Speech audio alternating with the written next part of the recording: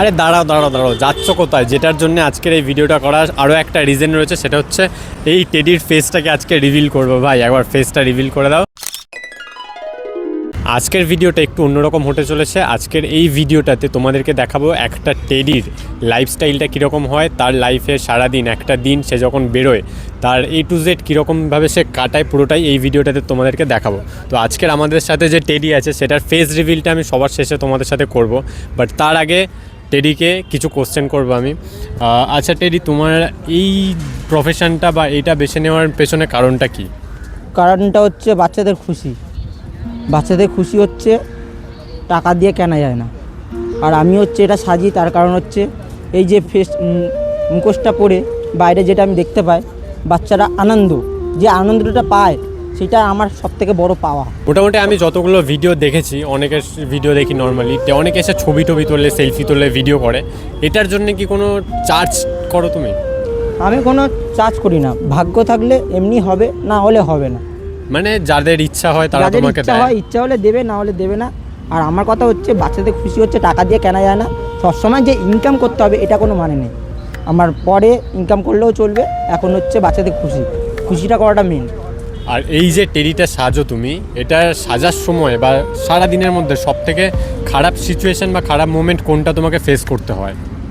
Face হচ্ছে তোমার যখন 3-4 ঘন্টা পড়ার পর যখন গরমটা বিশাল লাগে, ঘাড় ব্যথা হয়ে যায়, সবার হচ্ছে ঘাড় নাড়াতে পারে, বাচ্চাদের খুশির জন্য খুব কষ্ট সহ্য করতে হয়। এটাই হলো তার কারণ। আরও কিছু কিছু কারণ আছে যে এতটা কষ্ট সহ্য করি তবুও কিছু কিছু মানুষ বোঝে না, ওই লেজ ধরে টানাটানি করে, ওই মাথায় মারে, অনেক কিছু ব্যাপার আছে। এগুলো তো বুঝতে শিখতে হবে যে এগুলো যারা সাজে তারা প্রচুর কষ্ট করে, এগুলো তাদের সাথে করো না, এগুলো প্রচুর কষ্ট সহ্য করতে হয়। শীতকালে তো কোনো প্রবলেম না হওয়ারই কথা, বাট গরমকালে এই যে জিনিসটা সারাদিন পরে থাকার এক্সপিরিয়েন্সটা কি? এটা এক্সপিরিয়েন্স হচ্ছে শীতকালে তোমার জামাটা অতটা এফেক্ট পড়বে না, কিন্তু মাথাটা শীতকালেও ঘামিয়ে দেওয়ার ক্ষমতা রাখে। আর গরমকালে তোমাকে স্নান করিয়ে দেবে এমন অবস্থা হয়ে যাবে। তোমার যখন 1 ঘন্টা যখন তুমি পড়ে থাকবে, তখন একটা ডিউটির মাঝখানে যখন 1 ঘন্টা তুমি পড়ে থাকবে, তারপরে তুমি সেই সময়টা কাটাবে না, সেই সময় তোমার ঘাড় নড়াতে পারবে না, ঘাড় ব্যথা হয়ে যাবে তোমার। ওইটুকু তোমার ডিউটির মধ্যে তোমার দেখো, কষ্ট করলে তো টাকা আসবে, কষ্ট না করলে কী করে টাকা আসবে বলো? কষ্ট সব জায়গায় হয়, এটা পড়েও কষ্ট করতে হয়। এই জালির মধ্যে দিয়ে তুমি সব কিছু ঠিকঠাক দেখতে পাও? মানে আচ্ছা, মানে পুরোটা ঠিকভাবে না, কিন্তু যাদের অভ্যাস আছে তাই আমি দেখে নিই। বাট আমার মনে আরও একটা কোশ্চেন ঘুরছে, সেটা হচ্ছে তুমি তো পড়াশোনা মোটামুটি করেছো, তো এই প্রফেশনটা বেছে নেওয়ার পরে বাড়িতে বা ফ্যামিলিতে সাপোর্ট করে? সাপোর্ট করে বলতে প্রথম করতো না, এখন কাজ ঢোকার পরে যে দেখেছে আমার ছেলে কাজ ঢুকছে, এই লাইফে কিছু করতে পারবে, ওই জন্য এখন সাপোর্ট করছে। আগে করতো না, বাট এখন করছে। আমাদের কিন্তু সবারই আলাদা আলাদা একটা স্বপ্ন থাকে, মানে আমরা যাই করি, যে কোনো প্রফেশনে থাকি। তোমাকে আমি দেখেছি অনেক কিছুই করতে, কখনো টেডি সেজেছো, কখনো আমি মিকি মাউস দেখেছি, কখনো জোকার। এত খাটার পেছনে কোনো একটা তো কোনো ড্রিম থাকবে, সেটা কি? সেটা হচ্ছে আমার ক্যামেরা। আমার অনেক বছর ধরে চেষ্টা করেছি একটা ক্যামেরা কিনতে পারি। আমার স্বপ্ন হচ্ছে একটা ক্যামেরা। মধ্যবিত্ত ঘরে জন্ম নিলে বোঝা যায় স্বপ্ন পূরণ করা কতটা কঠিন। যতই কষ্ট হোক আমি একদিন ক্যামেরা কিনেই ছাড়বো। এটা কিন্তু ঠিকই বলেছে, মানে যারা মধ্যবিত্ত ঘরে জন্মায় তাদের কাছে অনেক স্বপ্ন থাকে, বাট সবাই সেটা ফুলফিল করতে পারে না, অনেকে অনেক প্রফেশনে চলে যায়।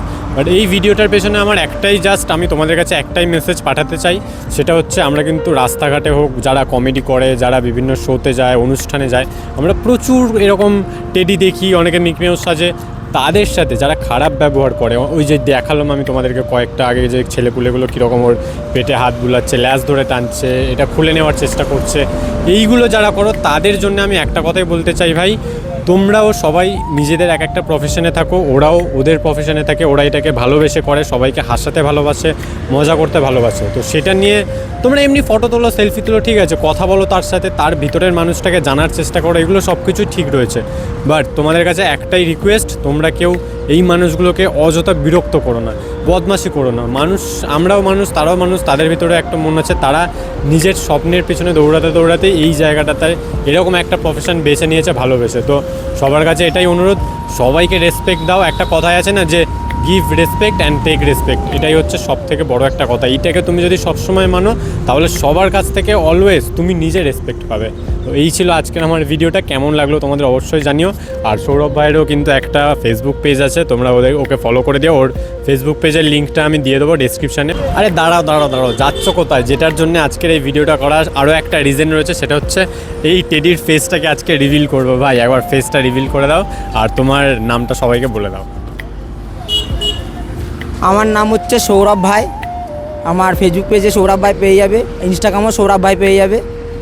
আমি হচ্ছে সৌরভ ভাই, বাচ্চাদেরকে হাসাতে ভালোবাসি।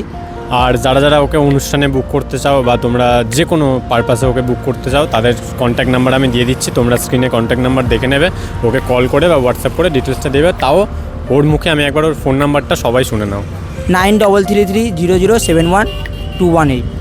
এই নাম্বারে সবাই কল করে নিও। ও কিন্তু অনেক কম দামের মধ্যে অনেক ভালো সার্ভিস প্রোভাইড করে দেবে। তো টাটা বাই বাই, দেখা হচ্ছে পরের ভিডিওয়। দিল খুশের সাথে থেকো, দিল খুশ রেখো।